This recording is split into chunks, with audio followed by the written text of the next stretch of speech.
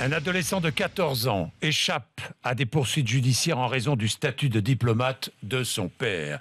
Cet adolescent a commis au total une trentaine d'agressions. 4 plaintes seulement ont été déposées. Hélène, vous avez 18 ans, vous avez été agressée par cet adolescent. Dans quelles circonstances ? Alors en fait, je rentrais chez moi, je promenais mon chien tout bêtement, hein, et il a commencé par me demander l'heure, à me parler de choses banales du quotidien.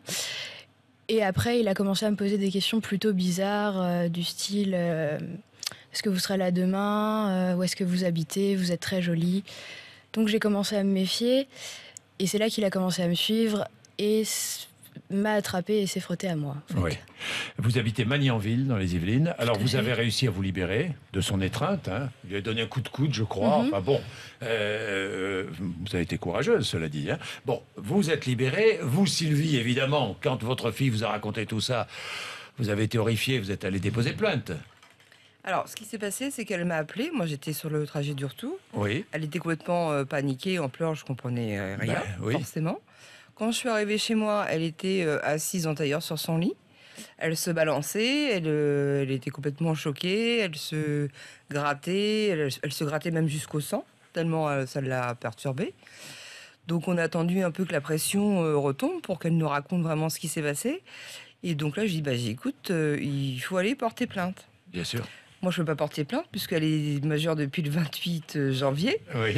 Donc, comme elle n'avait pas cours le lendemain après-midi, elle y est allée. Vous êtes allée déposer plainte. Tout Et à là, fait. au commissariat, vous avez découvert que ce n'était pas la première agression, non ? Non, on ne l'a pas découvert tout de suite. C'est-à-dire que la première fois, ils ont pris juste une main courante. Elle est tombée D'accord. sur un officier de police D'accord. judiciaire qui a pris une main D'accord. courante. Bon. Vous avez appris quand qu'il avait déjà commis d'autres agressions ? Alors, une semaine plus tard, il y a une amie de ma fille qui s'est fait embêter. Ah, aussi. Le... Au même endroit, à Magnanville. Au même endroit, à peu près à Dans la les même Yvelines, heure, voilà. Oui. Et donc là, j'ai eu des contacts avec des personnes au commissariat de police qui m'ont dit « mais il faut que tu reviennes, et là, il faut porter plainte Oui. ». Donc le jeudi de la semaine suivante, on a été déposer plainte. Oui. Vous êtes allé déposer plainte. Et là ? Voilà. Et on n'a pas appris tout de suite non plus. Toujours pas. Toujours pas. Parce que ce qui est fou dans cette affaire, c'est que, je le disais, il aurait au total commis une trentaine d'agressions. Ouais. 4 plaintes ont été déposées, 2 pour agression sexuelle et 2 pour menace de mort. Il a été interpellé. Hein, il a été placé en garde à vue. C'était la semaine dernière, après une nouvelle agression. Mais on s'est très vite aperçu qu'il était protégé par son immunité diplomatique. Enfin, pas la sienne, celle de son père. Oui. Parce qu'il a quoi, 14-15 ans Apparemment, cet il ado. a 14 ans. 14 ans.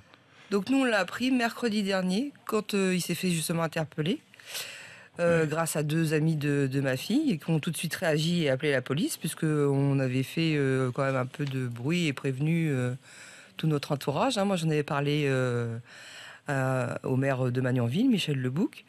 Et donc là, ma fille a été convoquée le mercredi. Oui. Et les policiers, le lieutenant de police qu'elle a vu, lui a dit « écoute, on ne peut rien faire. Il a l'immunité diplomatique totale de son père. » Oui. Donc là, elle m'a appelé. Moi, je suis rentrée en urgence du travail. Et à 14h mercredi dernier, ils l'ont rappelé parce que les policiers, le lieutenant de police, étaient révoltés. Oui, Donc j'imagine. donc ils ont fait tout ce qui était en leur pouvoir. Oui, les policiers ont fait leur boulot, quoi. Voilà.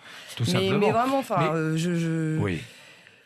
moi, j'étais touchée de par d'abord leur compassion, leur implication aussi, parce qu'ils ont vraiment pas lâché l'affaire. Ils